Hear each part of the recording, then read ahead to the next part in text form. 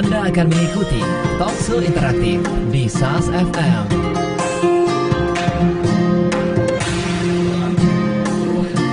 Assalamualaikum warahmatullahi wabarakatuh. Langsung sahabat dari lantai dasar Masjid Nasional Al-Akbar Surabaya. Inilah 107,5 SAS FM dan live video streaming kami di sasfmsurabaya.net. Bermanfaat, menghibur dan syar'i. Selamat pagi bagi Anda semuanya sahabat. Harus selalu berhati-hati jika ada di jalan dan harus positive thinking dengan cara, salah satu caranya menebar senyum. Saya Alik Atiga, dikit-dikit ada di Alvita. Kita ada di program Dialog Keselamatan. Hadir setiap Senin ya, pukul 8 pagi hingga pukul 9 pagi. Intinya kita berbicara bagaimana caranya, yo opo carane supaya kita semua itu selamat di jalan. Intinya begitu ya. Dan tema kita adalah keselamatan di jalan, tanggung jawab siapa sih? Ini terkait juga kecelakaan ini ya, tangki Pertamina, mobil travel yang itu ya Pak ya. Kemudian juga yang terakhir tadi juga saya sampaikan untuk Anda semuanya, seorang ibu anak yang ditabrak KA di perlintasan di Candi. Nah, kira-kira keselamatan di jalan itu tanggung jawab siapa? Apakah hanya pengendaranya saja? Ataukah ada orang-orang lain di sana? Kita bahas bersama dua orang pakarnya keselamatan di jalan, Pak Muhammad Arsad dan juga Pak Komang Ferry. Beliau berdua dari Dharma Safety Drive. Langsung saya sapa Pak Arsad dan juga Pak Komang. Assalamualaikum Pak Arsad. Waalaikumsalam warahmatullahi. Pak Komang juga. Assalamualaikum Pak. Waalaikumsalam. Iya. Sekian lama kita tidak bersua. Akhirnya kita bersua di Ponorogo ya Pak ya. Alhamdulillah, alhamdulillah. Ya kan Pak Presiden Jokowi kan ada di sana ya hari ini. Ya, miripnya di sini ya. Ya, perwakilannya di sini. Duplikatnya di sini. Iya ya, sama di sini ada boleh ya berkomentar terkait keselamatan di jalan, tanggung jawab siapa, tema yang kita angkat. Ataupun Anda juga boleh di sini konsultasi atau bertanya terkait berkendara dan juga masalah teknik. Barangkali Anda punya motor sport terbaru ya, atau misalnya Anda punya mobil terbaru cuma agak bekas begitu. Nah, Anda mungkin bingung salah satunya. Nah, ini bagaimana ya caranya ini. Anda tanyakan kepada dua orang ahli ini. Telepon kita di 8297299. Tentu Anda juga bisa menyampaikannya di SMS dan juga WhatsApp di 0812306345. Ya, karena Pak Arsad datang duluan, maka saya ke Pak Arsad terlebih dulu ini. Pak Arsad, keselamatan di jalan itu sebenarnya tanggung jawab siapa ya? Terkait mungkin kecelakaan yang kemarin ya terjadi di tol Porong itu. Iya, jadi kalau kita selalu apa istilahnya beberapa survei, banyak sih survei ITARSA dari Jepang ya, terus yang dari Amerika MSF itu mengatakan rata-rata faktor penyebab kecelakaan di atas 95% itu adalah faktor manusia. Artinya bahwa kalau saya ngomong kalau keselamatan tanggung jawab siapa, kita kembali ke apa istilahnya konsep awal dari defensive safety riding. Yang pertama adalah persiapan dulu kan, amati dulu. Amati itu artinya amati semuanya, kendaraannya, kitanya sendiri, ya kan. Kita membuat road plan itu kita mengamati yang akan kita jalankan. Yang tahu kondisi tubuh kita adalah kita sendiri kan gitu. Karena di jalan itu kalau Mas Komang selalu ngomong kalau tidak membunuh dibunuh kan gitu kan. Di jalan kan seperti itu. Kondisinya seperti itu. Agak kasar sih Pak. Iya. Dibunuh dan membunuh ya. Iya. Kalau nggak gitu ya kalau nggak camat lurah kan gitu Ya. kan. Apa itu? Cepat mati sama luka parah. Jadi ada dua itu ya. Artinya risikonya kan seperti itu. Yang tahu kondisi tubuh kita itu diri kita sendiri. Dokter aja nggak tahu kok. Dokter nggak tahu ya? Nggak tahu. Dokter itu kan kalau kita ngomong, dok saya gini, dibujui ya nggak ngerti. Kita iya kan aja. Gitu kan. Kan beliau berdasarkan kejujuran kita. Tapi kita harus jujur kepada diri kita sendiri. Kenapa? Karena di jalan itu butuh full time concentration. Harus konsentrasi harus penuh. Baik. Gitu loh. Kebanyakan kecelakaan di jalan itu diakibatkan tidak mengenal diri yang apa begitu Pak?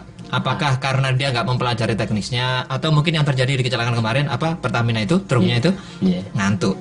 Kebanyakan apa nih yang nggak disadari sama pengendara? Kalau yang nggak disadari rata-rata yang banyak adalah kondisi tubuh. Kondisi tubuh itu bisa karena capek, bisa sakit, ya kan. Dan yang paling penting, yang paling sering adalah karena ngantuk. Kita beberapa kali lihat karena ngantuk. Termasuk kemarin kalau nggak salah yang di Lumajang atau Lumajang apa yang di kan itu ya, yang ada LG tabrakan sama truk itu juga kemungkinan juga sama. Karena ngantuk. Supirnya ngantuk. Apalagi kalau memang supir ini adalah memang pekerjaannya supir. Jadi dia bisa travel, supir bis, supir truknya Mas Komang itu, truk Pertamina-nya Mas Komang. Gitu ya, kan gitu kan. Itu kan mereka terus kan. Nah, itu kadang-kadang mereka lupa untuk apa? Untuk istirahat. Itu dia ya. Nah, gitu kejar setoran Mbak bilang. Kejar setoran. Nah, itu loh. Itu bahayanya di situ. Dan di salah satu apa survei yang di Amerika dari Post Office Car Insurance, walaupun sudah ngantuk, terburu-buru, ya kan? Itu tidak banyak yang mau istirahat. Iya. Kenapa ya? Alas diluk maneh. Si diluk maneh wis teko gitu. Betul. Oke. Gitu loh. Jadi itu yang menjadi masalah. Oke. Gitu loh. Jadi dia udahlah, tinggal sebentar lagi aja kok. Tapi pada pengangkut tangki yang kemarin itu kan di sini Pak, padahal untuk Malang kan, itu masih jauh kan Pak sebenarnya? Ya, itu nanti Mas Komang yang tahu. Mas Komang yang tahu ya, oke. Yang muter-muter tangki. Dan seakan-akan ini, saya langsung aja ke Pak Komang ya. Pak Komang, banyak sekali himbauan dari dulu saya zaman kecil, kalau mengantuk menepilah, istirahatlah. Namun kok ya masih ada yang banyak yang bandel gitu Pak Komang. Faktor apa ini kira-kira ya? Sebenarnya bandel tidak, itu kadang-kadang yang pengalaman kita itu mereka itu ada target yang harus dipenuhi. Jadi mereka itu kadang-kadang arogan juga. Jadi kalau kita bilang faktor kecelakaan itu apa sih, kan itu ada dari manusia, kendaraan sama alam. Jadi kalau faktor mengemudi itu hampir 80%. Faktor mengemudinya, manusia kan juga yang bikin jalan manusia, yang bikin rambu manusia juga, termasuk orang lain. Tapi kalau yang namanya mengemudi itu hampir 80%. Satu yang sering kita sampaikan adalah mengemudi itu rata-rata tidak bisa mengemudi, tapi hanya bisa menjalankan mesin. Nah, mengemudi kan harus tahu tata cara berlalu lintas, aturannya kan harus tahu ngerti semua. Yang masalah kita apakan tadi, kenapa sih kecelakaan? Ya karena manusianya belum tahu bahayanya. Jadi kalau kemarin indikasinya mereka dia bikin kuat karena ada target yang dikejar, termasuk kejar setoran juga mungkin. Ya, mungkin secara alat kemarin itu yang Pertamina bukan supir Pertamina tapi supir PT yang bekerja rekanan Pertamina. Rekanannya. Ya karena itu sistemnya bahwa dia konsinyasi, jadi dia ngirim dari depot ke depot, bukan ke masyarakat yang ada di SPBU karena ada standar sendiri di bawah Patra Niaga. Itu saya kenal drivernya, bagus nyetirnya. Bagus nyetirnya. Kenal sama drivernya? Saya kenal dulu, tas waktu memang belum saya luruskan karena dia aja dari awak 2. Di awak 1-nya itu kan dulu supir semua kernet masuk ke untuk SPBU ya, yang dia masih untuk dari PT-nya mau masuk belum saya rekom karena SIM-nya masih B1 nggak salah waktu itu, dan dia masih belum menurut saya belum jam terbangnya belum masuk lah kualifikasi. Tapi terakhir saya udah bagus. Nah, cuma pengetahuan tentang fisik itu yang Pak Sar sampaikan.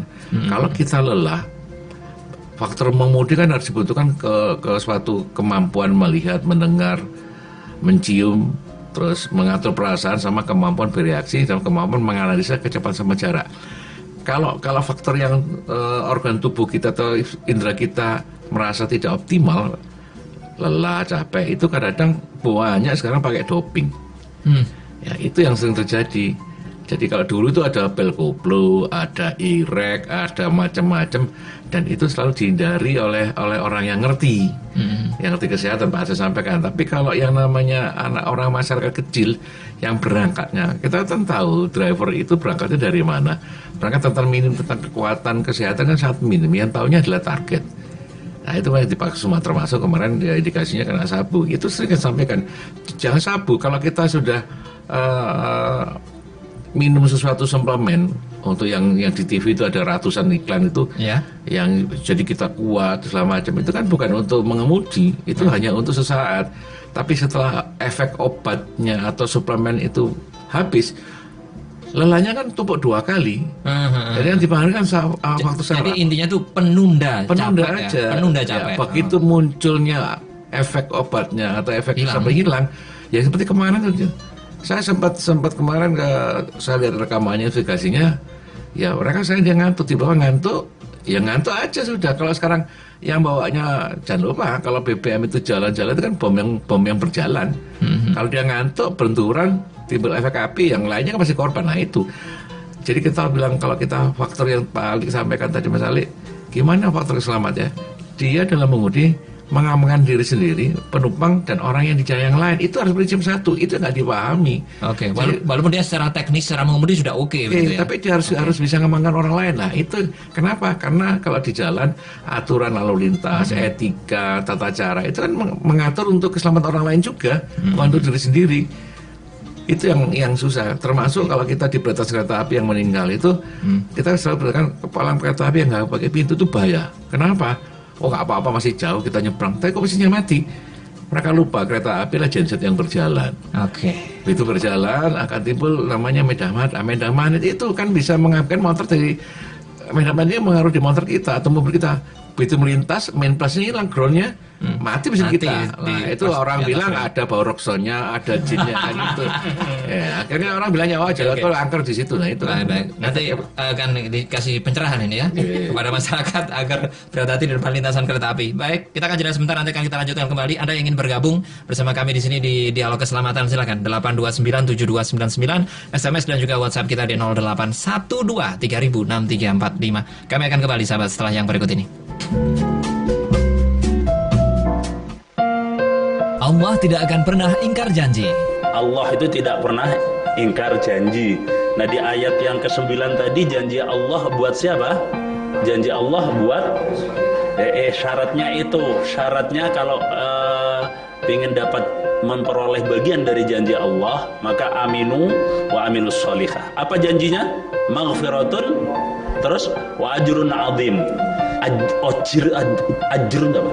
Atau ajrun itu juga upah. Berarti orang yang dikasih upah, yang digaji oleh yang digaji itu hanya orangnya apa? Orang yang kerja, orang yang berusaha. Berarti usaha yang harus kita penuhi itu adalah kita harus memenuhi usaha kita apa? Amanu wa amilus sholihah. Ngaji terjemah Anatomi Al-Quran live Studio 2 setiap Senin jam 4 sore di SAS FM. Bermanfaat, menghibur, syar'i. Musik Islami terkini di SAS FM. Don't ever forget to love. Keep loving who you are. You're a stranger to the world, but you're an angel to me.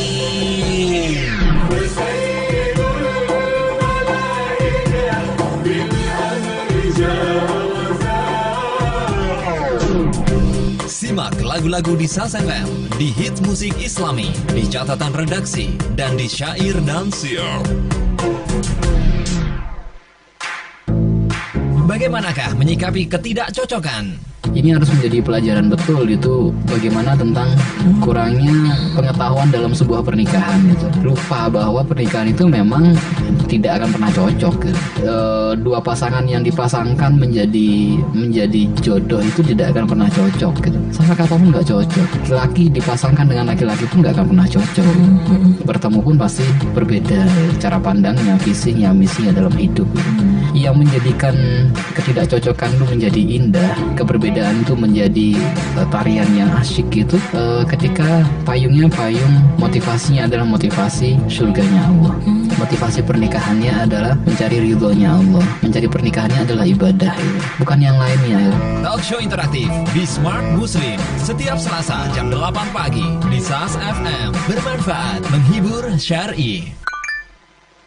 107,5 SAS FM. Bermanfaat, menghibur, syar'i. Setelah kita akan update informasi lalu lintas bersama Dia Alvita di Gatekeeper. Dia. Ya, Alik dan juga sahabat, untuk update informasi lalu lintas ya pagi ini di jam 8:20. Kami ambil dari akun di Sub Surabaya. Ini terpantau dari CCTV di Sub Surabaya untuk arus lalu lintas di Gubernur Suryo Grahadi terpantau ramai lancar ya pagi ini. Sedangkan untuk di Simpang Pucang Anom ke arah Pucang Adi ini terpantau lalu lintasnya padat pagi ini. Ini baru update menit yang lalu. Sedangkan untuk update dari aplikasi Waze.com ya pagi ini untuk Anda yang akan melintasi tol Surabaya Gempol dari Gunung Sari, terpantau lalu lintasnya untuk ke arah tol Surabaya Gempol dari Gunung Sari ini terpantau lancar. Sedangkan untuk yang dari Gunung Sari sendiri ke arah Joyoboyo pagi ini terpantau padat ya, kecepatan rata-rata hanya 11 km per jam saja. Tapi untuk di Joyoboyonya sendiri, di Jalan Joyoboyo itu pagi ini masih terpantau lancar. Ini yang sampai di depan KBS ya masih terpantau lancar. Nah, selepas dari itu untuk Anda yang ke Raya Diponegoro juga masih terpantau lancar. Tapi untuk yang Anda yang akan ke arah Jalan Raya Darmo pagi ini lalu lintasnya terpantau padat ya, kecepatan rata-rata hanya 20 km per jam saja. Untuk yang arah sebaliknya juga terpantau lancar sampai ke Jalan Wonokromo itu ya, ke Ahmad Yani juga masih terpantau lancar. Tapi untuk arah sebaliknya yang dari Ahmad Yani ke Joyoboyo pagi ini terpantau lalu lintasnya padat. Demikian sahabat untuk update informasi lalu lintas, semoga bermanfaat untuk Anda. Baik, terima kasih Dia Alvita atas informasi lalu lintasnya.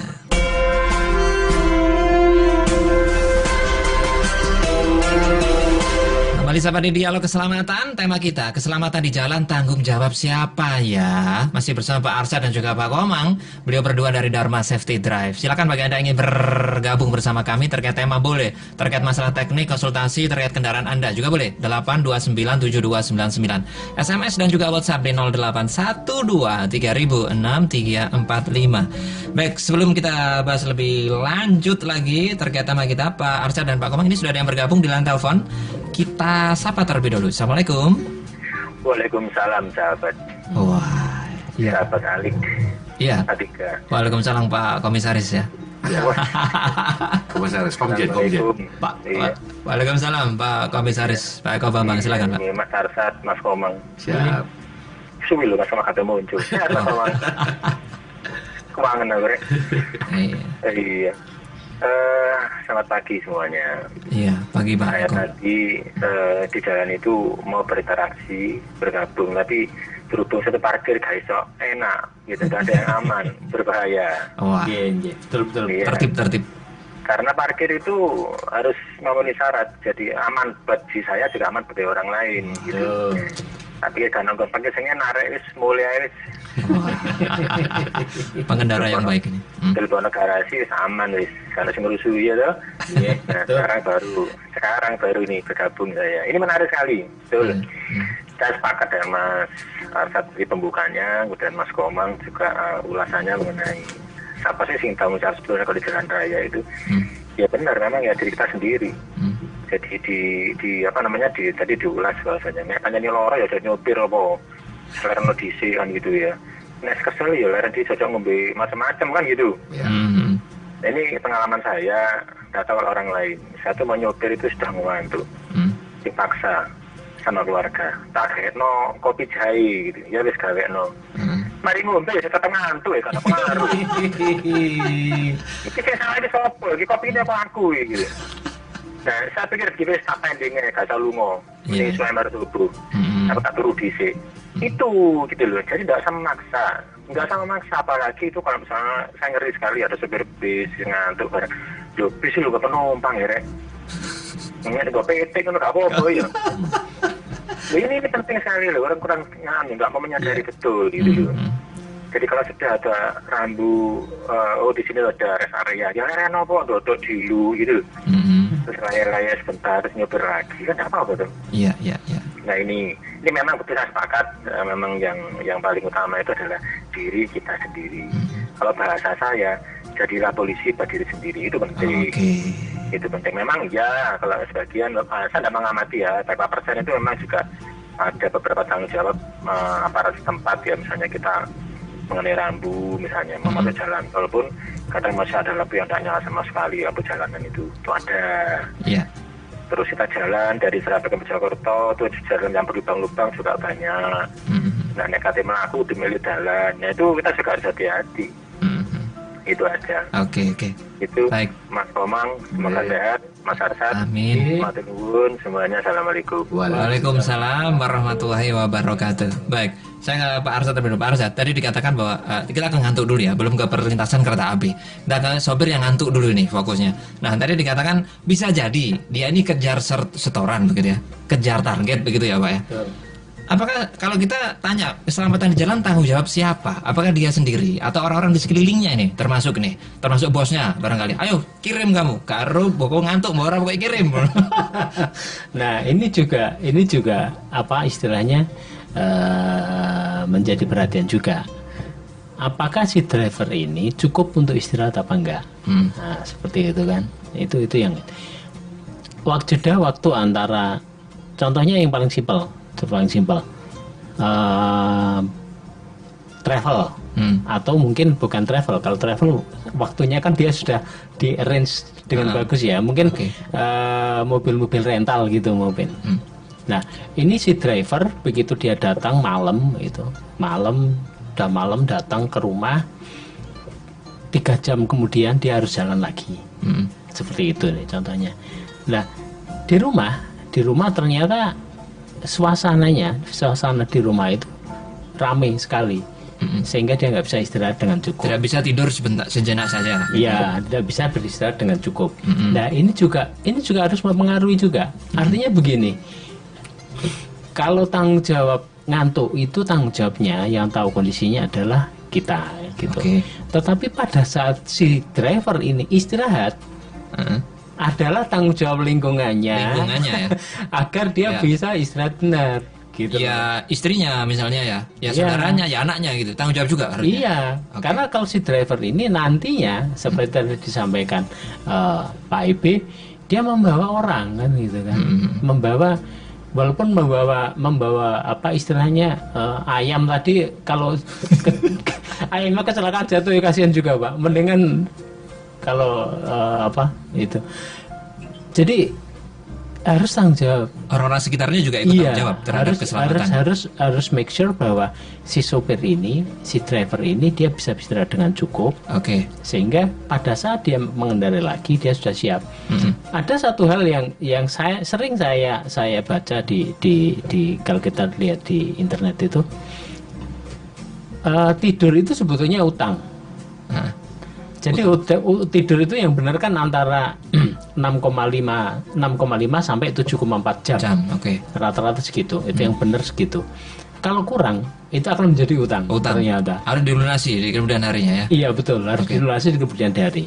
Nah pada saat utang ini Mas Komang tadi nyamakan, kadang-kadang orang begitu dia sudah drop, dia berusaha menggunakan suplemen atau apa. Kalau tadi bahasanya Mas Komang hanya memindah aja, benar memang seperti itu. Yang sangat ditakutkan pada saat mengantuk ini, kalau dia nggak bisa tidur dengan lelap, itu microsleep Mas. Jadi microsleep itu sepersekian detik kita itu tidur sebetulnya. Seliut gitu ya. Nah, istilahnya kalau itu seliut itu. Seliut itu istilahnya. Itu sebetulnya adalah microsleep. Baik. Gitu. Jadi yang bertanggung jawab itu juga termasuk keluarganya, istrinya. Betul. Saya ke yang tangki tadi itu. Berarti apakah sama kasusnya tanggung jawab orang sekitarnya termasuk bosnya, atasannya untuk ngirim barang itu juga ikut tanggung jawab Pak Komang? Sebenarnya ada schedule yang harus dipenuhi. Kadang arogansi seorang manusia, saya tidak menyalahkan pengemudi. Karena kembali ke perut ya. Kalau dia merasa kepingin dapat uang banyak, target yang dipenuhi, dia ambil order. Makanya kadang-kadang kesadaran tentang fisik itu kan yang taunya yang Pak Arsa sampaikan tadi diri sendiri. Kalau saya harus ngejar ngirim barang, yang penting saya dapat duit, ya faktor kelelahan di nomor 2 kan. Kalau nanti saya pulang bisa istirahat. Nah pada saat itu dia butuh tenaga ya, nggak usah super tangki. Artis juga seperti itu, pejabat, pengusaha, padahal seperti itu kan kalau kejar pakai doping yang itu. Makanya narkoba kan kadang-kadang sekarang ini bentuknya kan macam-macam. Jadi mereka untuk mendoping mereka supaya sehat kan ya obat-obatnya tidak jelas begitu kan. Nggak jelas dari kemampuannya bagaimana, belinya di mana, itu akhirnya dia mengingkari kebutuhan istirahat tubuh itu sendiri. Padahal di undang-undang sudah dipatok itu, kalau kita naik mobil 4 jam itu harus istirahat, wajib. Motor 2 jam istirahat, itu undang-undang dilindungi. Tapi kalau dia merasa bahwa yang ngawasin siapa kan nggak tahu. Oke. Mereka udah istirahat, yang tahu kan diri kita sendiri. Jadi istilahnya doping itu membohongi tubuh sendiri begitu ya? Istilahnya begitu ya? Ya, mengingkari seperti itu. Mengingkari. Baik, kita angkat telepon dulu. Yang sudah bergabung. Assalamualaikum. Waalaikumsalam warahmatullahi. Pak Edi di Krian. Iya Mas. Ya, silakan Pak Edi. Ya, assalamualaikum Bapak. Waalaikumsalam warahmatullahi. Iya. Hmm. Kalau dari awal saya ikuti tadi memang mengenai keselamatan memang intinya kan nomor satu jelas pengendara sendiri Pak ya. Cuma masalahnya kadang-kadang kita sudah mengenai aturan untuk keselamatan ya mungkin motor atau mobil kita terus kita selfie tapi itu aja masih di jalan kadang-kadang orang lain yang membuat kita tidak selamat itu karena saya sering itu selenuk itu nggak pakai lampu malam-malam itu padahal kita sudah ngeriting itu kadang-kadang saya yang dibisui itu saya itu jalan mau kita temui kita harus sabar yang intinya harus sabar. Terus nomor 2 itu selama ini pemerintah Pak ya karena penyedia jalan itu kadang-kadang kita nggak tahu di medan yang daerah lain yang dipikir kita itu malam jalannya sudah mulus, jalannya banyak lubang-lubang sehingga membuat kita sering keceklong gitu. Itu kan juga yang membuat kita tidak selamat kan faktornya jalan kan Pak ya. Cuman saya ada tips sedikit Pak, mungkin kalau terpaksa kita di keramaian mungkin sedikit ngantuk karena saya sendiri kalau pakai helm teropong pakai motor bisa ngantuk itu. Itu nggak bisa menepi itu ujung lidah saya gigit keras-keras supaya saraf supaya nggak ngantuk ya Pak. Agak terasa jadi agak sedikit mengurangi ngantuknya itu salah satu tips yang dapat dari internet itu. Kalau bisa kita menepi wudhu atau cuci muka itu yang paling efektif atau istirahat sebentar itu. Saya kira itu aja. Terima kasih. Assalamualaikum warahmatullahi wabarakatuh. Waalaikumsalam warahmatullahi wabarakatuh. Terima kasih untuk Pak Edi. Nanti kita akan perlu tips-tips juga dari Pak Komar dan juga Pak Arsyad supaya nggak ngantuk iku piye. Nah, itu dia ya. Nanti akan kita bahas sesi berikutnya. Ini salah satu tips saja. Ini dari dipancing tadi sama Pak Edi ya. Tidak, kalau pakai teropong itu gampang ngantuk katanya begitu. Adakah tips-tips lainnya? Ini biar nggak salah terima tentang teropong. Jadi helm teropong itu sama helm kan dibagi dua, helm full face sama teropong itu helm full face, Yamaha Sparrow itu. Helm full face itu di depannya itu ada open air, jadi ada lubang itu untuk buat kita tutup buka tutupnya oksigen. Jadi gini, kalau Anda pakai helm teropong usahakan ada udara masuk. Tapi kalau udara kita kurang, otomatis jadi ngantuk di situ. Ya, jadi kalau yang half, yang terbuka, memang nggak kerasa, memang nggak kerasa ngantuk karena udaranya langsung. Cuma kalau yang di helm yang full face itu ada knobnya untuk kalau dibuka oper sama close-nya itu kan harus supaya oksigen udah berjalan. Ya, itu biar nggak ngantuk situ. Baik, nanti dilanjutkan nanti ya sesi berikutnya. Baik, kita akan jeda sebentar dan sahabat, kita masih di program Dialog Keselamatan membahas terkait keselamatan di jalan. Tanggung jawab siapakah? Telepon kita bagi Anda nanti yang bergabung 829-7299 SMS dan juga WA 0812 306345. Kami akan kembali setelah yang berikut ini. Catatan informasi. Sahabat, untuk catatan informasi yang pertama dari Surabaya, Risma dan ribuan pelajar kerja bakti di Pantai Kenjeran. Ribuan pelajar mengikuti kerja bakti di Pantai Kenjeran. Mereka bersama Wali Kota Tri Risma hari ini membersihkan sampah yang terbawa arus laut ke pantai. Dengan mengenakan kaos lengan warna merah muda dipadu celana kain warna hitam serta sepatu running, Bu Risma memimpin bersih-bersih pantai yang sedang disiapkan sebagai bagian satu paket destinasi wisata baru di Kecamatan Bulak Ahad kemarin. Wali kota perempuan pertama di Surabaya ini memunguti sampah di pantai, khususnya sampah plastik dan kotoran lainnya. Tak canggung dan seperti biasa, Risma tak kenal rasa jijik. Meski serius saat bersih-bersih, Risma tetap tak lupa memberikan semangat kepada para pelajar yang terlihat mulai loyo. Untuk catatan informasi yang kedua dari Bojonegoro, 6.000 warga Bojonegoro makan tahu bersama. Sedikitnya ada 6.000 warga di Kabupaten Bojonegoro, Jawa Timur makan bersama tahu dalam festival tahu yang digelar pengrajin dan pemuda Kelurahan Ledok Kulon, Kecamatan Kota, Ahad kemarin. Ketua Panitia Pelaksana Festival Tahu di Kelurahan Ledok Kulon, Kecamatan Kota Bojonegoro, Horits Zainal Asrori, memperkirakan warga di kelurahan setempat juga luar daerah yang mengunjungi festival lebih dari 6.000 warga. Ia mengatakan tujuan pelaksanaan Festival Tahu Ledok ini untuk meningkatkan nilai ekonomis tahu produksi pengrajin tahu di kelurahan setempat. Selain itu, sahabat, kegiatan Festival Tahu Ledok ini bisa menjadi salah satu objek wisata yang ada di daerahnya. Menurutnya, dalam pelaksanaan Festival Tahu Ledok yang pertama kalinya ini melibatkan sekitar 150 pengrajin di Kelurahan Ledok Kulon yang ikut menyumbang tahu, diantaranya disusun menjadi gunungan. Hadir juga dalam acara Festival Tahu ini Kepala Disputpar Amir Syahid dan Kepala Disperindak Bojonegoro Basuki yang ikut menandatangani Festival Tahu Ledok bersama masyarakat lainnya di atas kanvas. Demikian sahabat, untuk catatan informasi kami ambil dari Antara dan Detik.com. 107,5 SAS FM, bermanfaat, menghibur, syar'i. Kita kembali sahabat di program Dialog Keselamatan, masih membahas tema terkait keselamatan di jalan. Tanggung jawab siapa? Masih bersama Pak Arsyad dan juga Pak Komang. Beliau berdua dari Dharma Safety Drive. Silakan bagi Anda yang ingin bertanya atau bergabung bersama kami 8297299 SMS dan juga WA 0812 3006 345.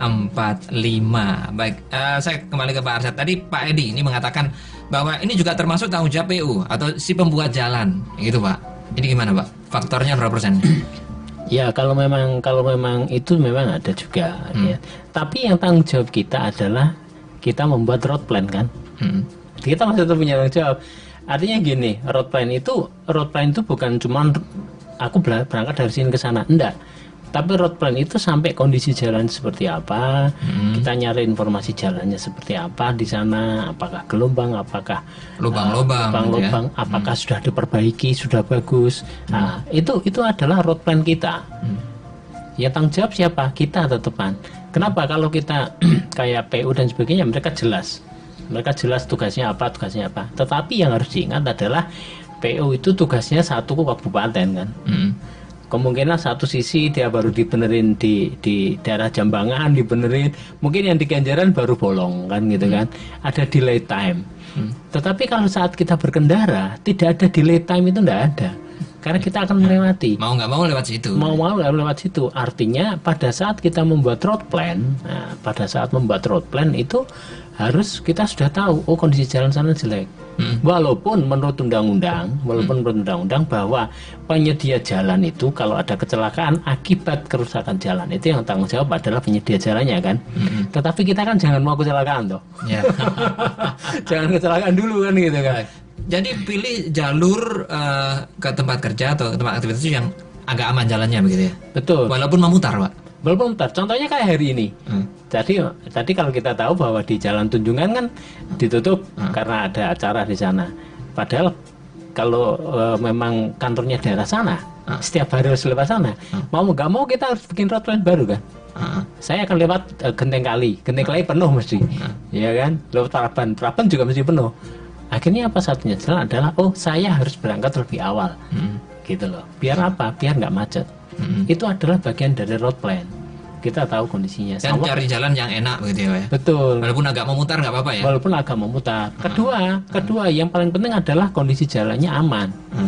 Kalau kita memutar lewat jalan yang sepi, tidak ada lampu, nggak ada orang lewat. Nah, itu bahaya juga. Gitu kan.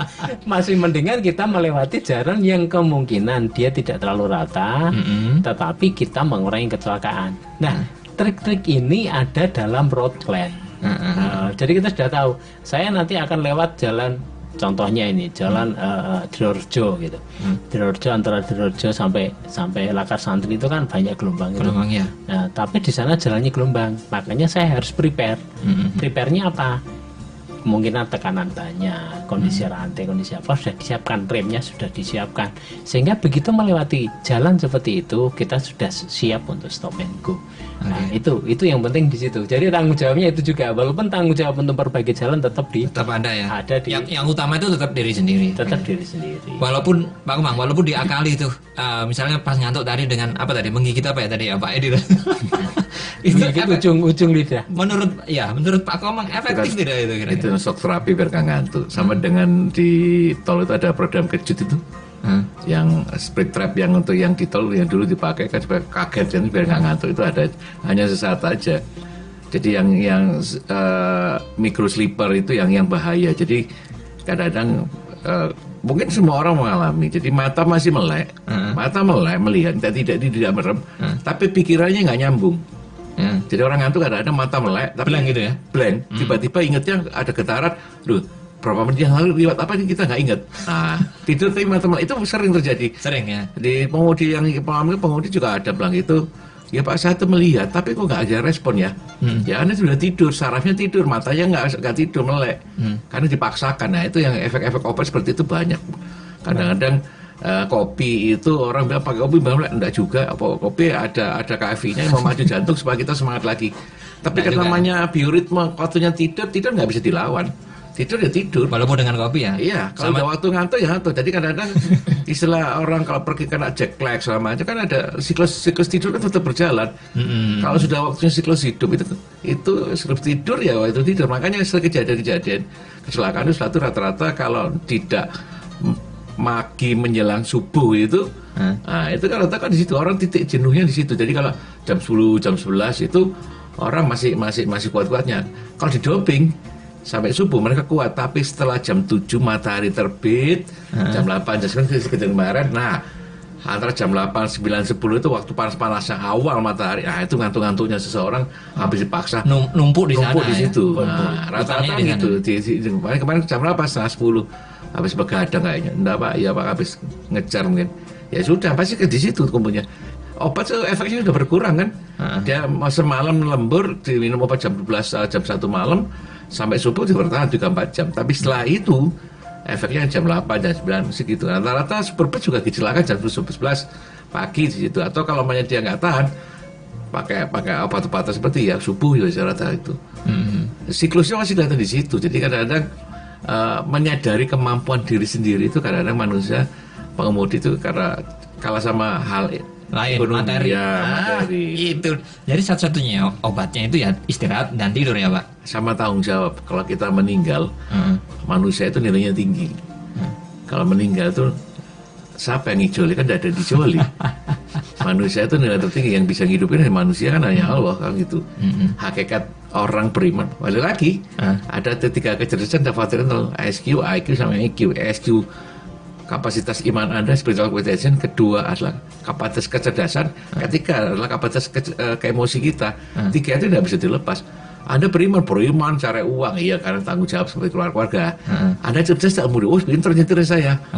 Bisa motor gede tak setir KB kan gitu. Orang Jawa bilang gitu. Tadi cerdas ya. Terakhir bisa ngantar emosi nggak? Lah kalau bapak ini sudah pinter, sholat 5 waktu, beriman, tapi kalau emosi hilang semua dua-duanya situ. Lah terkait sama yang teman-teman yang minum obat-obatan itu berarti dia tidak cerdas sebenarnya. Kedua, apa dia beriman? Tidak beriman karena dia penjaki sama diri sendiri.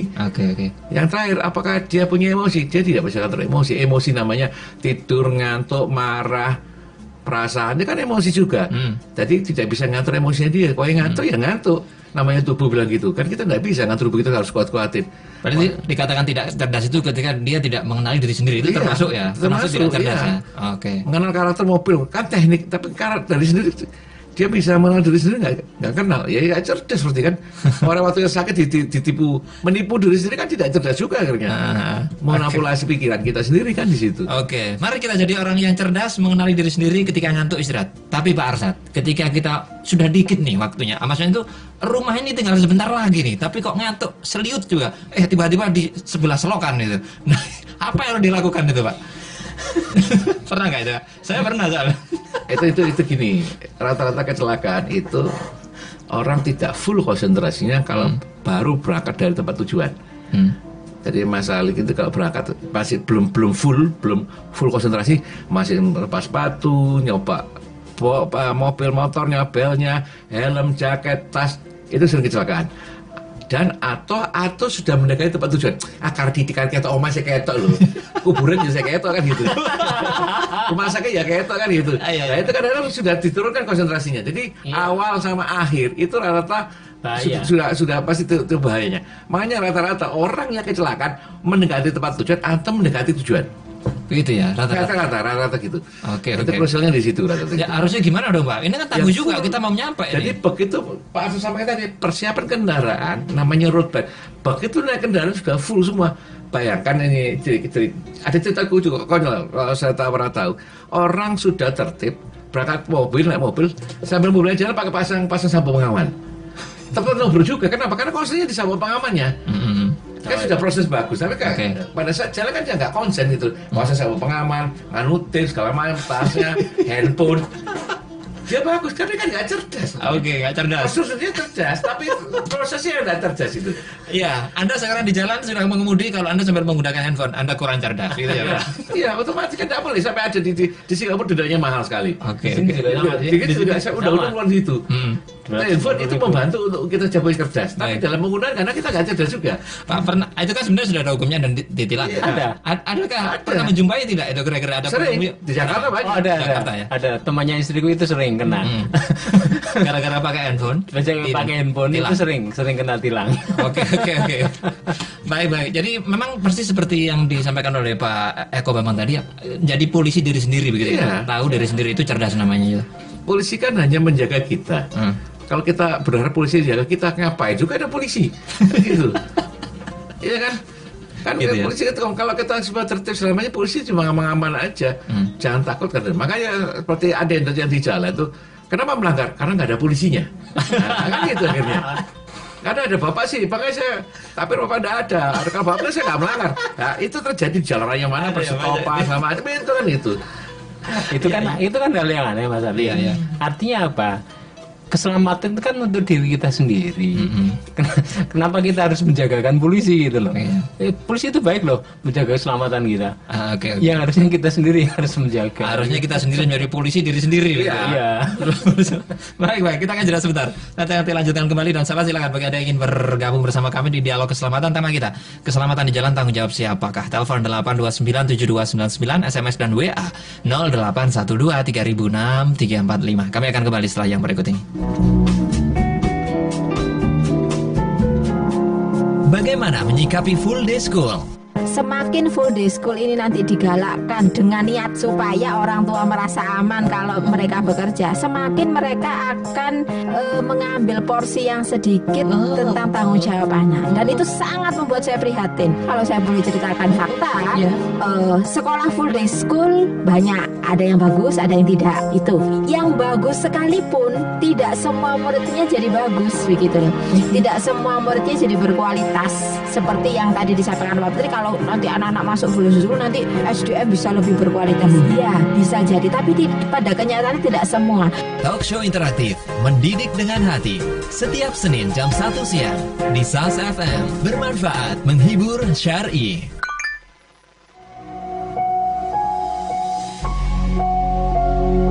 Sahabat, merupakan impian setiap hamba membina rumah tangga yang sakinah, mawadah, warohmah. Namun sahabat, kita tahu dalam membina sebuah rumah tangga sering terjadi problematika.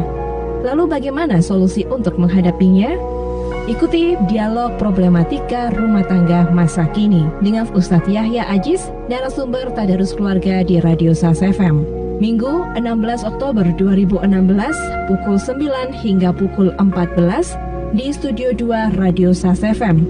Biaya hanya Rp100.000 per orang dengan fasilitas buku terbaru Ustadz Yahya, snack dan makan siang. Untuk pendaftaran sahabat, kirim SMS dengan format nama lengkap, spasi, beda buku, kirim ke 0812 306345. Sekali lagi, untuk pendaftaran, kirim SMS dengan format nama lengkap, spasi, beda buku, kirim ke 0812 306345.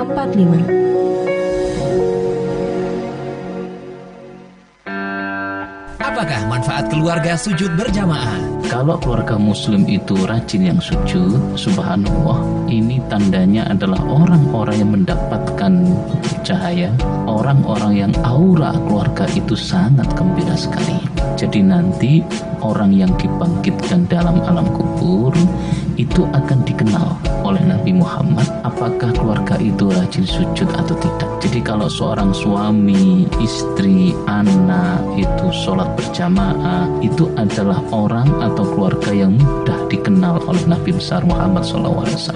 Adapun orang yang tidak rajin sujud, tidak pernah sujud dalam kehidupannya, itu nanti akan mendapatkan bangkit dari alam kuburnya ya dengan aura yang sangat gelap gulita. Dia kalau susah dan sebagainya. Talk show interaktif Tadarus Keluarga setiap Selasa jam 1 siang di SAS FM. Bermanfaat, menghibur, syar'i.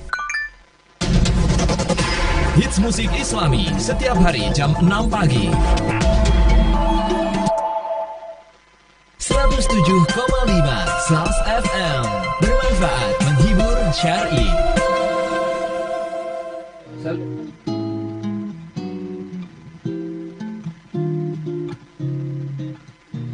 Baik, sampai kita kembali di program Dialog Keselamatan. Kita di sesi yang terakhir ini ya, temanya keselamatan di jalan ini tanggung jawab siapa, dan Anda yang ingin bergabung silakan 8297299 dan juga SMS dan WA 0812306345. Kita masih bersama Pak Arsad dan juga Pak Komang dari Dharma Safety Drive.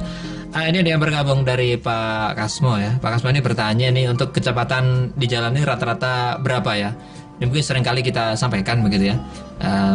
Tapi mungkin ini Pak Kasmo ini ingin tahu nih, kira-kira kecepatan jalan standarnya ini berapa, baik roda 2 maupun roda 4? Terima kasih Pak Kasmo. Kalau di jalan itu gampang kok, kita batas kecepatan berapa, itu mesti ada rambu-rambunya.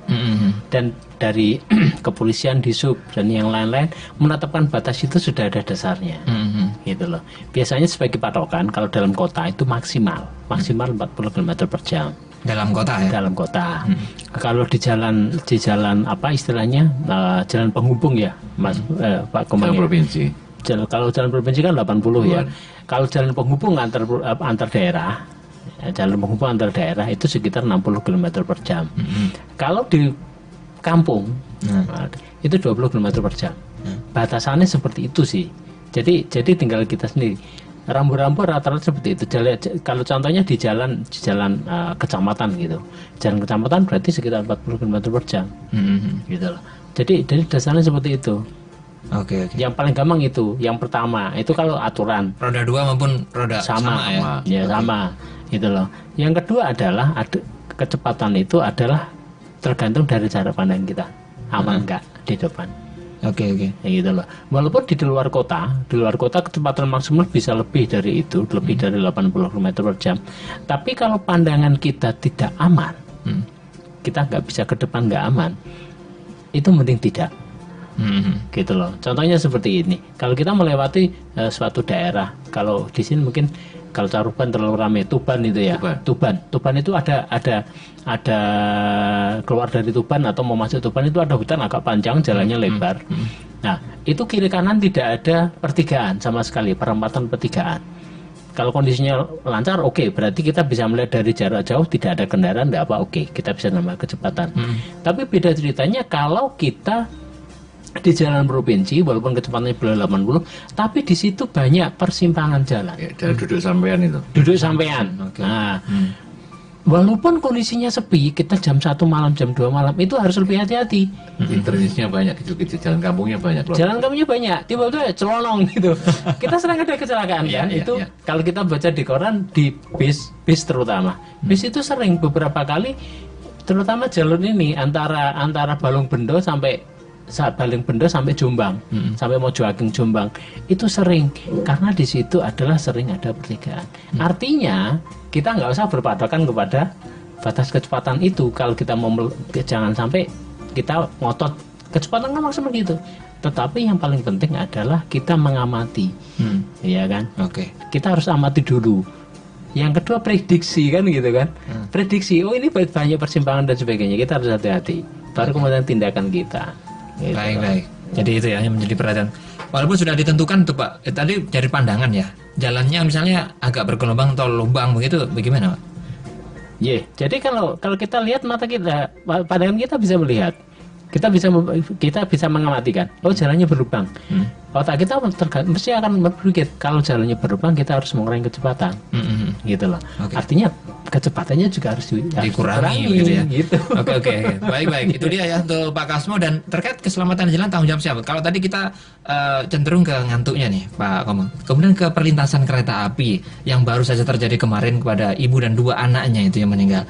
Nah, kira-kira kalau itu tanggung jawabnya siapa ya? Tetap pada sang ibunya ini atau palangnya ada nih palangnya ini Pak yang sama? Pak Ali, kereta api itu punya jalan sendiri, tidak pernah motong jalan umum. Orang manusia itu yang pengendara biasa motong jalannya kereta api. Undang-undang jelas, kereta api punya perjalanan di jalannya sendiri.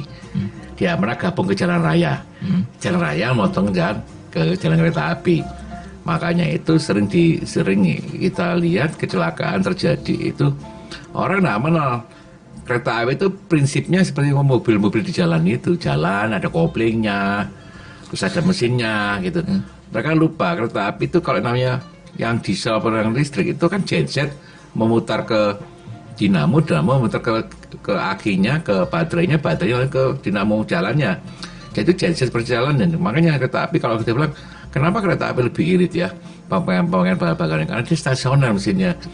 Tapi begitu bergerak, gesekan banyak besi dengan besi di relnya itu kan biasanya timbul metah magnet. Itu kalau kita menyeberang relnya itu orang di safety riding itu naik motor tuh jangan sampai bersilang begitunya plus di motor harus disilang itu supaya apa? Grow-nya itu tidak ketemu minus sama minus di rodanya rel sama ketemu rel.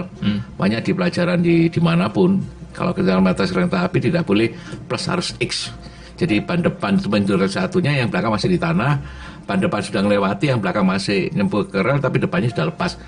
Bentuknya seperti ban depan tidak ketuan. Satu bisa licin, kedua menghilangi ground listriknya kalau kita melintasi itu. Tapi kadang-kadang kita lupa, masih jauh keretanya. Pikiran masih bisa melintas gitu loh, masih kejar, masih jauh. Cukuplah waktunya. Memang cukup kalau nggak ada masalah. Tapi tiba-tiba masih di tengah macet, stuck mesin mati, starter nggak bakalan hidup. Nah, yang terjadi di Jemur Anda ini kan dekatnya Petra kan kejadian itu mobil baru itu, begitu melintas sama sopirnya berhenti, mesinnya mati. Kok nggak bisa keluar? Ya kan central lock, listriknya mati semua, nggak bisa buka semua. Nah itu akhirnya nggak bisa keluar semua, ketabrak juga di situ gitu. Kenapa? Di mobil bensin itu ada CDI-nya, ada dinamo ampernya, ada juga kalau mesin diesel, ada fuel pump-nya, selamanya kan itu semua. Saya pikir itu hanya kendaraan lama itu Pak yang bisa. Enggak, baru juga sama bisa. Ya, tergantung situasinya. Makanya kadang-kadang kalau kita habis hujan, gerimis itu basah relnya, kalau kita hati-hati, maintenance-nya tinggi di situ. Baik. Jadi kalau keadaan basah atau pagi embun begitu juga sama itu. Itu juga hati-hati ya. Oke, baik. Itu jadi tanggung jawab tetap pada diri sendiri, bukan pada kereta apinya, bukan pada palangnya, bukan pada KA-nya juga bukan. Oke, sama-sama semua sih nanti. Oke, itu dia. Jadi bertolak dari 2 kasus itu tetap pada diri kita sendiri, pengetahuan tentang tekniknya begitu ya Pak Komang, dan juga tentang tahu diri sendiri gitu ya. Ingat, orang cerdas itu adalah tahu diri sendiri, tidak menggunakan handphone saat berkendara. Terima kasih Pak Arsad dan juga Pak Komang telah bergabung di Dialog Keselamatan. Mudah-mudahan menjadi pencerahan dari sahabat-sahabat semuanya. Baik, assalamualaikum Pak Arsad. Waalaikumsalam. Demikian sahabat perbincangan kami di program Dialog Keselamatan pas jam 9 ya. Saya Alik Atika, di Gatekeeper ada Dia Alvita pamit. Assalamualaikum warahmatullahi wabarakatuh. Acara selanjutnya Syair dan Siar Pagi.